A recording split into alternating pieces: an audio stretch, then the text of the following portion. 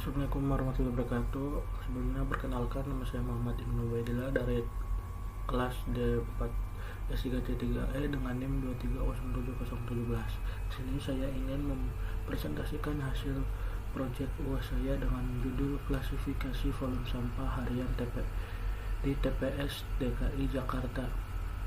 Ini Smart City, pilar Smart City-nya yaitu Smart Environment.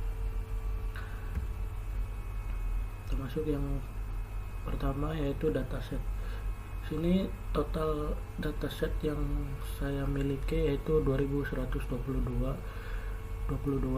data validnya 1755, threshold per harinya yaitu 15 meter per kubik, dan fitur inputnya 7. Fitur dan target dataset. Fitur inputnya sini ada periode data, wilayah, kecamatan, kelurahan, jenis TPS, luas lahan, status lahan. Targetnya volume sampah rata-rata per hari. Dikategorikan dua kelas, itu ya kelas yang pertama kelas rendah yaitu kurang dari 15 meter kubik per hari, ada 1283 data, dan kelas tinggi yaitu lebih dari 15 meter kubik per hari, 472 data. Insight EDA yang diperoleh itu yang pertama distribusi volume sangat skewed, median 10 meter per kubik per hari, max 77,625 meter kubik per hari. TPS jenis depo dan pool container cenderung memiliki volume tinggi, dan Jakarta Utara memiliki median volume sampah tertinggi antar wilayah. Ini dataset yang saya ambil yaitu dari Open Data Jakarta dengan nama file tempat penampungan sampah sementara TPS di DKI Jakarta. Lanjut untuk metode. Sini saya menggunakan supervised learning. Klasifikasi binary-nya ada rendah dan tinggi. Untuk split datanya 80% training, 20% testing. Selanjutnya untuk alur machine learning-nya.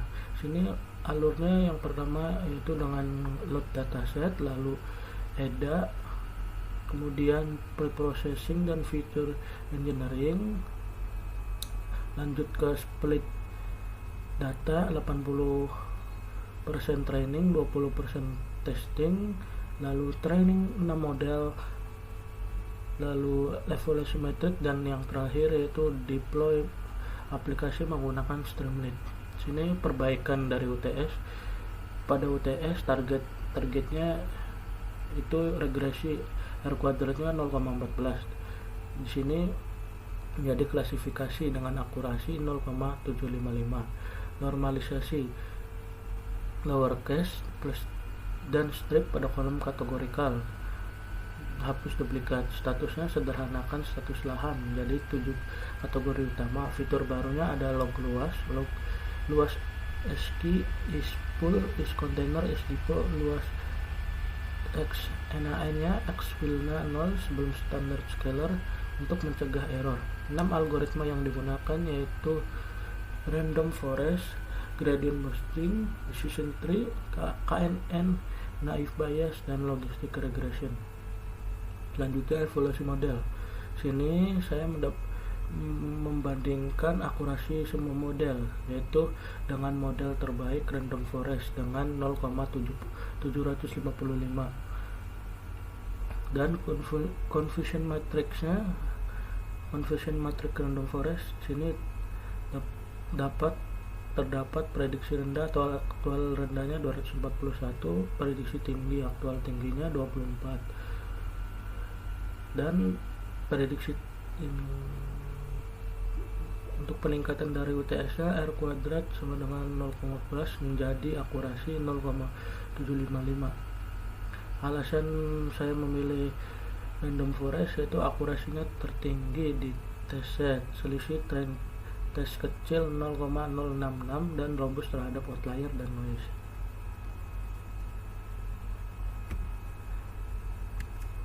Selanjutnya saya ingin mendemonstrasikan aplikasi dari proyek saya yaitu sistem prediksi volume sampah TPS di DKI Jakarta. Sebelum mulai prediksinya kita login terlebih dahulu dengan username dan password. Di sini saya akan coba login menggunakan admin.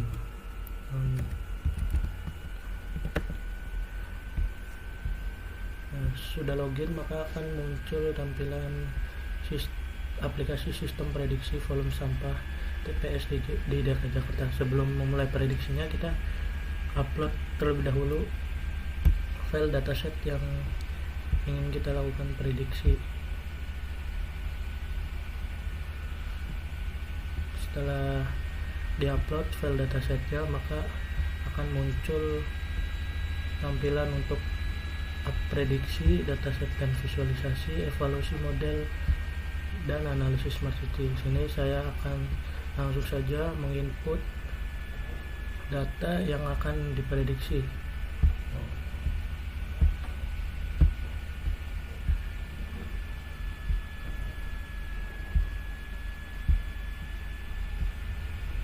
Jika sudah diinput, maka kita akan lakukan prediksi dengan mengklik navigasi menjalankan prediksi. Maka akan memunculkan output yang tadi sudah kita inputkan datanya. Sini data yang saya input tadi akan menghasilkan rendah, itu volume sampah diprediksi kurang dari 15 meter kubik per hari, yang artinya TPS dalam kondisi aman dan pengangkutan normal. Sini juga ada ringkasan input yang tadi diinput.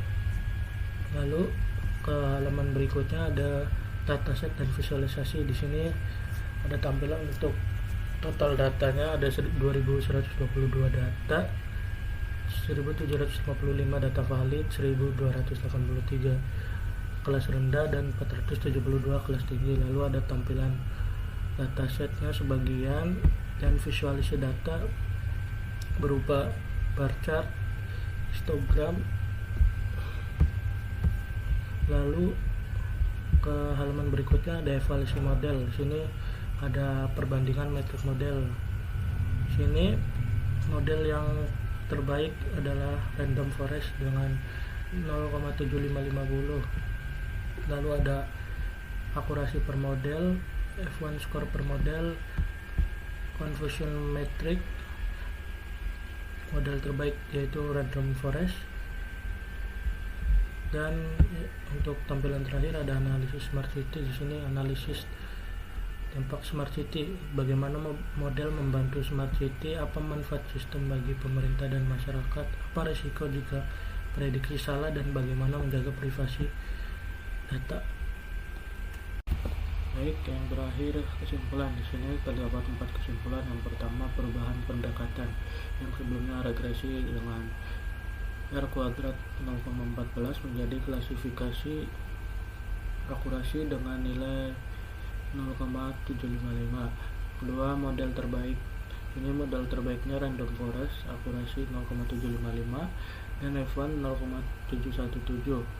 Overfit terkontrol. Yang ketiga, perbaikan preprocessing. Terdapat 5 perbaikan dari UTS dan 9 fitur baru ditambahkan.